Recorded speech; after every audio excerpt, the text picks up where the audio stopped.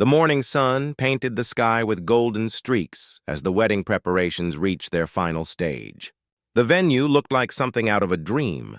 White chairs arranged in rows facing a flowered arch, petals scattered along the aisle, and lanterns hanging from nearby trees.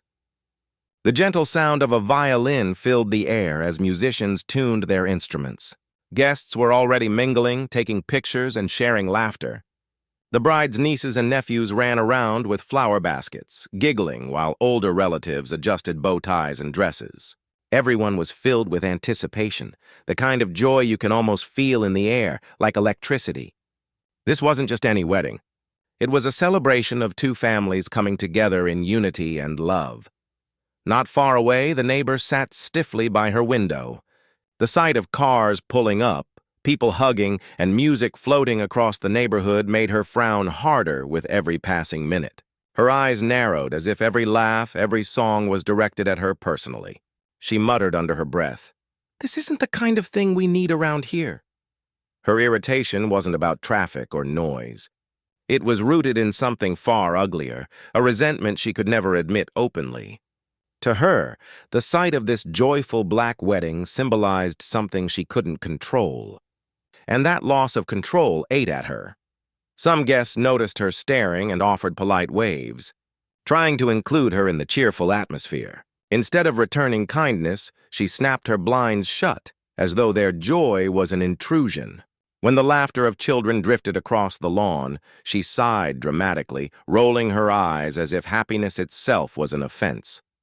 Even the testing of speakers, a quick microphone check followed by soft background music, made her shake her head. To her, it was disruption. To the families, it was love taking shape.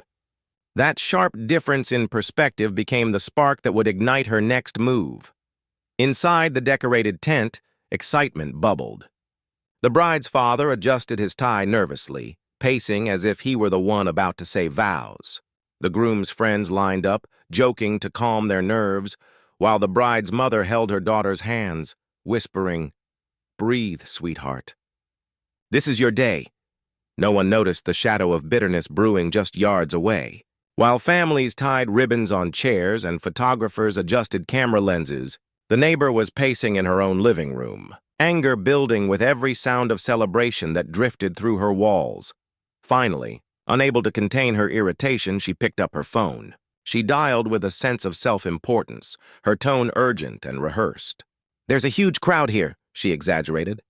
"It looks out of control, music blasting, people everywhere. You need to send someone before it gets dangerous." She painted the picture of chaos where none existed, her words dripping with bias. She believed she was in the right, that her call would shut everything down. Little did she know, the truth would soon backfire on her in a way she could never imagine.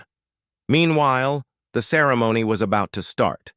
The bride emerged from the tent, breathtaking in her gown, her veil catching the sunlight like a halo. The crowd rose to their feet, eyes wide with admiration. The groom stood at the altar, his hands trembling slightly as he saw the woman he loved walking toward him. Every vow, every glance carried years of love, struggle, and dreams finally realized. Guests dabbed tears from their eyes. Applause and laughter followed the officiant's words. The family felt wrapped in joy, completely unaware that flashing lights were racing their way. At first, the faint wail of sirens blended with the music. But soon the sound grew louder. Guests began to turn their heads, puzzled. Murmurs rippled through the crowd. "What's happening? Are they coming here?" Children fell quiet, gripping their parents' hands. The bride's smile wavered slightly as the sound of engines and sirens cut through the peaceful atmosphere. The groom tried to reassure her with a glance, but unease spread like wildfire. The timing couldn't have been worse. Just as joy reached its peak, shadows of conflict crept in. The moment squad cars rolled into the park, the entire wedding froze. Guests stared in disbelief as officers stepped out, their uniforms stark against the festive backdrop of flowers and silk ribbons. Music cut off abruptly, leaving silence heavy in the air. The neighbor peered from her window, lips curled into a smile.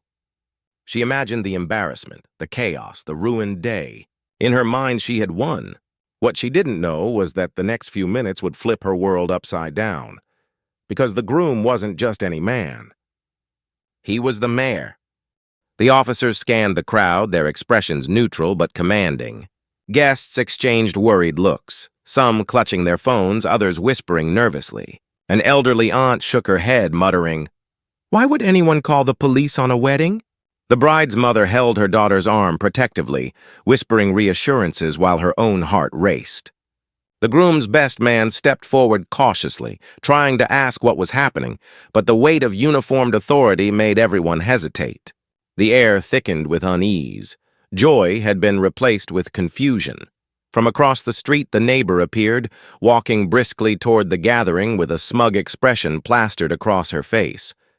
She pointed dramatically at the wedding party and exclaimed, "There! That's the group disturbing the neighborhood. I told you it was out of control." Her words dripped with false righteousness, as if she had single-handedly saved the community from chaos. Guests gasped in disbelief. This wasn't about noise at all. It was targeted, and her motives were becoming painfully clear. The lead officer raised his hand, asking everyone to remain calm. He began asking questions. Who organized the event? Was there a permit? Why were there so many people? Each question felt like a dagger to the families who had only come to celebrate love. Some guests shifted uncomfortably, others grew defensive. The groom, standing at the altar, clenched his jaw but stayed composed. He knew this was the moment to decide whether anger or dignity would define his response. Finally, the groom took a deep breath and walked calmly toward the officers. The crowd fell silent, all eyes fixed on him. His posture was steady, his voice even but strong. "Good afternoon, officers," he began. "This is my wedding. Everything here is legal, and these are my family and friends."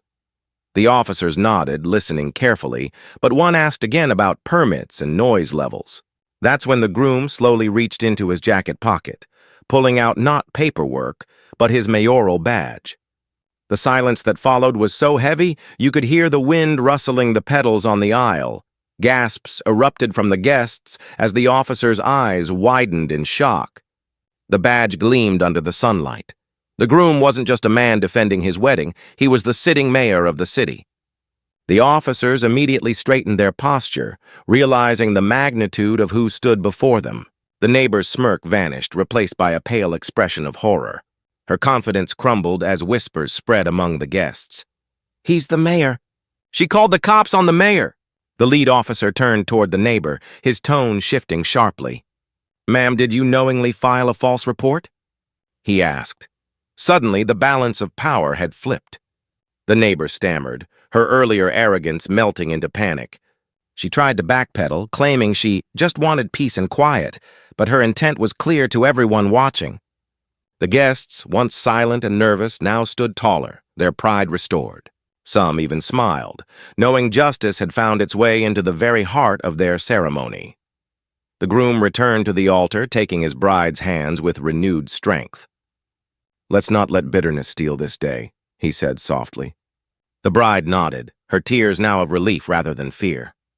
The ceremony continued, more powerful than before, because now it wasn't just about vows, it was about resilience, dignity, and triumph over prejudice. Guests cheered louder than ever, their applause echoing across the neighborhood. The neighbor retreated quietly, her plan backfiring in front of everyone. And as the couple sealed their vows with a kiss, it became clear love had defeated hate, and justice had spoken without a courtroom.